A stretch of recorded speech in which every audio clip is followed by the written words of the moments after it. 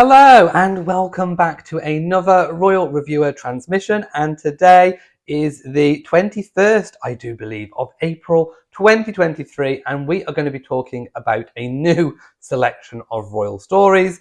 I didn't think there could be any more from when I made the video yesterday. If you haven't seen my previous video, please do go and check it out, where I actually unboxed some amazing, gorgeous replica royal family orders. I'm actually wearing one of Her Late Majesty, because a big chunk of this video is going to be about Her Late Majesty, because today would have been her 97th birthday. Sadly, of course, she didn't ever make it. But today, in kind of reflection and celebration of her life. Now, this photograph was taken by the Princess of Wales, who of course was the Duchess of Cambridge at the time of taking the photograph. So the copyright is to the princess, it says on the tweet. So this photograph showing the Queen Elizabeth with some of her grandchildren and great-grandchildren was taken at Balmoral last summer. So it is, well, literally, it was taken perhaps a few months or weeks even before the late Queen passed away. So I am going to kind of zoom in on the photograph myself, and I can see a whole selection of royals. But I just want to kind of take a look. I'm going to zoom in on Her Majesty herself. Now, obviously, we know that within the last couple of years, or really since the Duke of Edinburgh passed away, the Queen did lose a lot of weight. And of course, she was said to be suffering from some kind of health complaint, mostly pertaining to her mobility. She did go in hospital for an overnight stay for some preliminary checks. That's what we were told. Preliminary checks. Now, investigations. Now, we don't know what the findings of that was. It could have been to do with mobility. It could have been to do with a condition that perhaps she was suffering from, but none of that medical information was divulged to the media, and no family members have spoken or given a clue pertaining to what that might be. I mean, looking at her, like I say, she's lost weight, but she still, she still looks healthy for a 96-year-old as she was then. She still looks fairly good. I mean, there are many, people younger than Her Late Majesty who did not look as good. But obviously, we have seen and witnessed a decline since the Duke of Edinburgh passed away. So I think a lot of people, were fearing for Her Majesty's health towards those later months and weeks. But here she is with some of her grandchildren and great-grandchildren, very happily sat at Balmoral. Now, if the Queen did have a realization that perhaps, she didn't have as long left, then this would have been, I think, an occasion to make memories. This would have been an occasion to make a lasting impression on those grandchildren and great-grandchildren present, many of them very young. And I think that the Queen would have been reflecting upon her life and the impact and legacy that she will have. And I think that she would most definitely have been satisfied with where the monarchy was heading in terms of the line of succession. Obviously she could see into the future, and she could see that obviously Charles and Camilla were going to be next. Then of course William and Catherine, and then George, and whomever partner George eventually decides upon. Although he could remain single. Who knows? We are in the modern era. But I think it's lovely to see the Queen. I know many people will be zooming in on the photographs in the background. I can't quite make out some of who they are. I think I can see a child in the royal christening gown in the background. There are some photos of Her Majesty in a red outfit. I'm not sure what engagement that was from.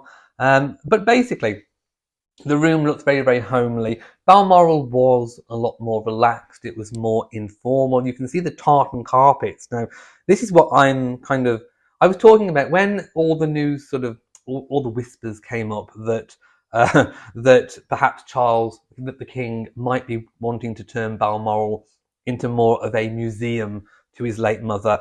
It's not really her magic. Well, it's more Queen Victoria. All the tartan and a lot of the artwork and some of the original wallpapers are still very Victorian. From Queen Victoria's day, a lot has been preserved, and of course, it's very Scottish based and Scottish themed. So rather than being an ode to Queen Elizabeth, I think actually it's more of an ode to Queen Victoria. But this is the personal space of Her late Majesty. It looks like it would have been her lounge or her more informal drawing room. We can see flowers in the background. I think I can see a beautiful, gorgeous pink orchid that looks resplendent. I can see some ornaments and knickknacks and pictures on the wall in the background that look like obviously originals. Not quite sure who the artist is. Right, so just to dissect the photo a little bit further, I was right. Somebody has zoomed in, a journalist has zoomed in on all the different backgrounds of that photo and has dissected it. So one thing you may not have spotted underneath the side table is a corgi cushion. And sure enough, you can see it right there. I will pop some photos. There is a corgi cushion. Of course, the late Queen's favourite doggy. Next, as I pointed out, there are lots of floral arrangements, including an orchid. Then now the family photographs that I couldn't quite make out. But they have been identified as one thought to show Princess Beatrice's husband, Edoardo Mapelli-Mozzi, holding their daughter Sienna Elizabeth at her christening. There we go. I knew I could pick out the christening gown, but I wasn't sure who the wearer was. Yeah, although it's saying that it's very difficult to make out. Yeah, there's lots of photographs of Her Majesty, in fact, actually, as I kind of pointed out. There is a grand piano, and there are shelves filled with lots of books, but again, I can't quite identify what the books are in the Queen's Library. Again, lots of ornaments, which I did point out. They're also pointing out the tartan-themed items, like a tartan-themed picture frame. I did point out, of course, that Balmoral is very heavily Scottish themed with plenty of tartan and lots of artwork. And again, I don't think they've been identified who the artist was, but it is supposed to be of Scottish landscapes. Now, the settee, I don't know what you call them couch, sofa, but this is most definitely a Chesterfield style settee with green floral upholstery. Yeah, with a deep button feature, which is indicative of a kind of a Victorian style Chesterfield. It could be an original Victorian sofa that's been recovered at some point. But there we go. That is the finer details of the photo. So just looking at the photo now in front of me, we can see Lady Louise Mountbatten Windsor, James Earl of Wessex. Now I'm using their former titles, not their new ones. We have Lena Tyndall, Prince George, Princess Charlotte, Isla Phillips, Prince Louis, Mia Tyndall, Lucas Tyndall, and Savannah Phillips. So, like I say, many younger, and I'm hoping that they will have a lasting memory of Her Majesty. I think the elder grandchildren and great-grandchildren most definitely will. But it's lovely just to see them all looking very, very happy on what would have been Her late Majesty's 97th birthday. Okay, so next I want to talk about Camilla and her son Tom Parker Bowles. Now I have made a point in the past of saying how kind of dignified Camilla and her family, her own family unit, have been since obviously Camilla's relationship with the now king became known. Nobody has really spoken out. But I think with everyone, there is a line, and sometimes people cross that line, and then you have to say something. Whether or not it's a good idea to say something is always the question. And I think most people that say things, eventually in the fullness of time will realize themselves whether or not they made the right decision. But in the moment, sometimes we say or do things that may be reactionary. Now, this is not an immediate reaction. I think it is a reaction to what Prince Harry said in his memoir Spare.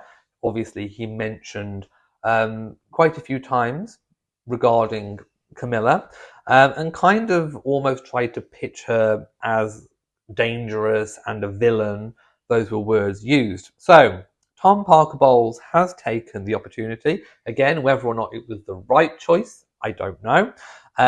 But basically, my mother Camilla married Charles for love, Tom Parker Bowles says. I don't care what anyone says, this wasn't any sort of end game to get the crown, after Harry called the new queen dangerous and a villain who played the long game in Memoir Spare. So this is a reaction.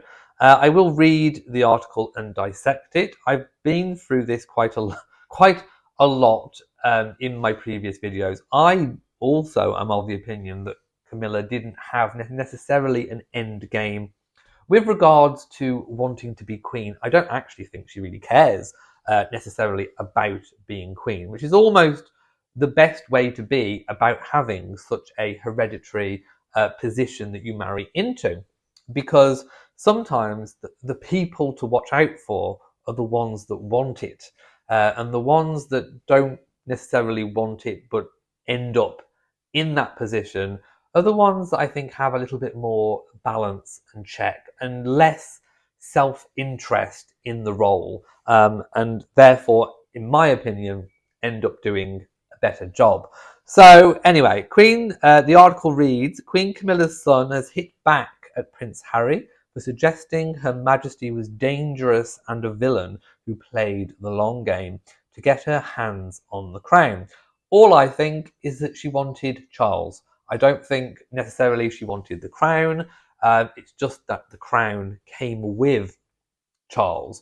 I think all she wanted and the only thing she ever probably wanted to orchestrate was the acceptance of their relationship in the public field. I don't think, although they played the kind of PR game, I don't think that she ever coveted necessarily being queen. Anyway, Tom Parker Bowles lambasted the controversial prince, well, that's a new name for him, for the comments aimed at his mother. So although Harry's next described as a ghost-written mudslinging memoir has flown off the shelves, it has encountered a number of scandals since publication, which again brings me back to my point. When people speak out, including Tom Parker Bowles, including Prince Harry, including Charles and Diana back in the 90s, it's always with hindsight that you look back and you're able to really reassess whether or not it was a good idea to speak out. And I think Prince Harry, at some point, will come to a realization in the future, maybe not now, but in the future, as to whether or not it was a good idea to write his memoir. But anyway, maybe we'll hear about it in another memoir. So Parker Bowles told the News Agents podcast, I don't care what anyone says, this wasn't any sort of endgame. She married the person she loved, and this is what happened. So Harry claimed in Spare, which was published, of course, in January, that his father's wife leaked stories about the royal family to the media to bolster her image. Now, of course, that is one side of a story. We haven't had the other side, so you can take it at face value, but I think if you take it at face value, there is also heavy question marks, because as always with most two people giving an account of the same kind of story or the same subject, recollections may vary. The late Queen had it absolutely spot on. Recollections may and do vary. The truth is often somewhere in the middle. So he added she had sacrificed him in order to improve her reputation and accused other palace sources of briefing the press about his wife Meghan. So the coronation will be the first time, of course, that Prince Harry has seen his stepmother since the Queen's funeral, in which time he released his book and his and Meghan's Netflix series air. So, as we've speculated before, I don't think the coronation is going to be a place for reconciliation. I hope that it would, but I don't think Harry's planning on sticking around too long. All the talk is that he's literally going to fly in maybe a day or two before, just to adjust and get over a little bit of jet lag. He'll do the coronation, attend the coronation, and then shortly after leave. That is what everyone is kind of pertaining to. Will he go back to Buckingham Palace and spend some time there with the newly crowned king and queen, or will he be on his way back to Frogmore and then leaving? We don't know. We're going to have to wait and kind of see what happens there. Um, in Spare, he wrote of Camilla, I have complex feelings about gaining a step parent. I think that is understandable. Who I thought had recently sacrificed me on her personal PR altar. Well, certainly at the wedding back in 2005, he looked very happy when William and Harry were sending Charles and Camilla off in the car. They'd strapped, I think it was tin cans to the back of the car. They'd, sprayed on it and put some bunting or whatever it was on there. They looked very happy, and I think the world kind of looked at that image and thought, well, if the boys have accepted Camilla, then we should too. So certainly, if that was how Harry was feeling, he did not display that in 2005 at the wedding. So in another blow, Harry described Camilla as dangerous and a villain who left bodies in the street. That was quite strong imagery in her desire to change the public's perception of her. I do agree at the time that there was most definitely a PR operation in place to kind of rehabilitate Camilla's image. The press had absolutely blown her apart, talking about bodies being left in the street. One of those bodies was Camilla's. She was obliterated by the press. At that point, she was not liked at all. She was seen as the other woman, the person that broke up the relationship between Charles and Diana. Of course, none of that, is true quite in that way. We all know that everyone had their own role and part to play in that marriage breakdown. Least of all, Charles and Camilla themselves, Charles and Diana themselves. I've spoke about it before. They just were not compatible, and they both couldn't give each other what each other needed. They both needed each other to be a rock, and they couldn't because they both had the same similar vulnerabilities as each other. Diana needed Charles to be strong and to love her unconditionally. Charles needed Diana to do that, but with both of their, I think, abandonment almost issues for different reasons and in different ways, but they both had abandonment issues and very complex issues. They both needed that strength and support from each other. They couldn't give it. Camilla was a rock, very stable, very strong. Who could be that rock for Charles? The shame, of course, is that Diana never got the chance to find her own true rock and love. So yes, I believe that there was most definitely an operation to rehabilitate her reputation in the public's eye. Whether or not she sacrificed people along the way to get there, we do not know. We've just had Harry's side of the story. But anyway, this, of course, will have angered Tom Parker Bowles. So he did speak out. He said it was a free country and that different views made for a more interesting and civilized society. Well, that I do believe in. Tom defended groups' right to protest, I think perhaps about the coronation, saying, we live in thankfully a free country. If people want to protest, that's their right to do so. You're allowed to protest. I quite agree. We are all allowed to have different views, and I think that makes for an interesting civilized country. However, the food writer said that Camilla had always been the uncomplaining type. He said, I think everyone would be anxious on an occasion of this sort of importance in terms of the historical. And yes, I think I'd be terrified if I had to sort of walk out wearing ancient robes. She's 75, but it's tough to do. But she's never complained, you just do it and get on with it. So the first kind of mention of ancient robes, of course, there was talk that maybe robes wouldn't be worn at all. And we're still quite not sure whom by. But there is talk that Camilla will be wearing ancient robes. Let's see on the day if Tom is correct. But he revealed it wasn't weird to think of his mother as the Queen, saying she's still my mother. I think change happens, but I don't care what anyone says. This wasn't any sort of end game. She married the person she loved, and that is what happened. And I agree. I think it most definitely is a love match. Um, he said, "You're not going to find us with great estates and being called the Duke of whatever. No, that would be appalling." So I think in reference to, will any titles and styles be given to Camilla's children? Obviously not with Charles. So no, I can't see that either. Speaking of his mother and stepfather, the king, he says, "I think they're doing amazingly. I think King Charles is a good, kind, intelligent man who cares deeply about his roles wherever they may be, uh, whatever they may be, Prince of Wales or, of course, King. He's been ahead of his time on issues like sustainability, food security, farming, pollution, all these things, but people were calling him sort of mad and eccentric 20 years ago. People were calling him mad for saying that he spoke to his plants. I think tomatoes, in fact.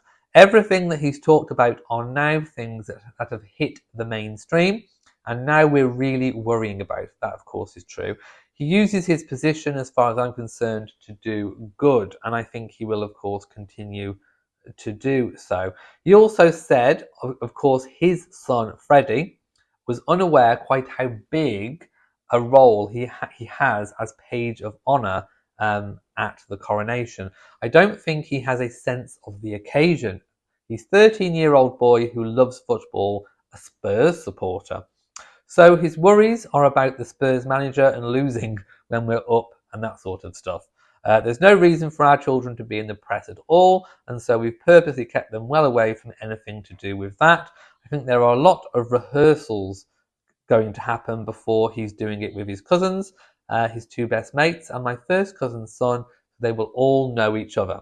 Okay, so obviously speaking about the coronation, basically he's saying that although his son will have a role at the coronation, we don't want public life. We don't want to have the attention and the limelight, which obviously can sound a little bit rich when you're talking to a podcast about it. But there is obviously interest in the coronation and everyone involved in the actual, in the actual ceremony. Obviously, being kind of a celebrity chef as well, there are going to be occasions when he will be in front of podcasts, in front of TV, and of course he will be asked questions about events such as this. So, seeing as his son is going to be involved, that the Queen is his mother, and the fact that he hasn't really said anything untoward. He certainly hasn't lambasted Harry in the way that Harry has tried to lambast Camilla. He's just kind of spoken around the subject and, basically clarified from his perspective, of course, that Camilla and Charles married for love, whatever love means. Right. I also wanted to clarify something about King Charles's wealth. I did make a video where one of the topics I spoke about, I think it was earlier this week actually. So we're coming up to the time in the year when we have the Sunday Times Rich List, which looks at the wealth of the richest people in the United Kingdom. The Queen, I think's wealth was set at around about 370, 380 million pounds.